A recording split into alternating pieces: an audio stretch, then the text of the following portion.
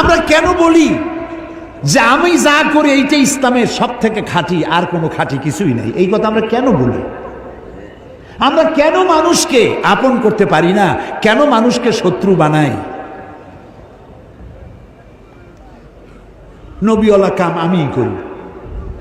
আমি তাফসীর করতেছি, আমি যদি বলি আমি ইসলামের সব থেকে বড় কামটা করতেছি, তো আমার মতো পাগল আর দুনিয়ায় কেউ নেই।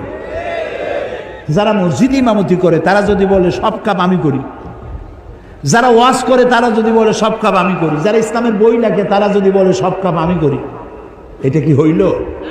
না, হইল না। আপনি তো বাকিগুলারে শত্রু বানাই দিছেন। আপনি স্বীকৃতি দেন, যারা ওয়াজ নসিহত করেন লাখো জনতার কাছে কোরআনের কথা পৌঁছায় দেন, সুবহানাল্লাহ।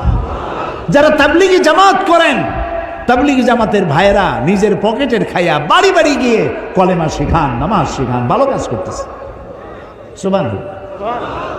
যারা মসজিদ ইমামতি করেন তারা খুব কম পয়সায়, মিনিমাম পয়সায় প্রতি শুক্রবার বক্তব্য রাখেন, সামাজিক সমাজ উন্নয়নমূলক কাজ এ অংশগ্রহণ করেন। যারা ইসলামের নামে বই লেখেন তারা জাতিকে সচেতন করেন। যারা ইসলামের রাজনীতি করেন তারা রাজনীতি যাতে জাহান্নামের দিকে না যায় সেই জন্য জীবন দিয়ে পাহারা দেয়, জাতিকে পাহারা দেয়।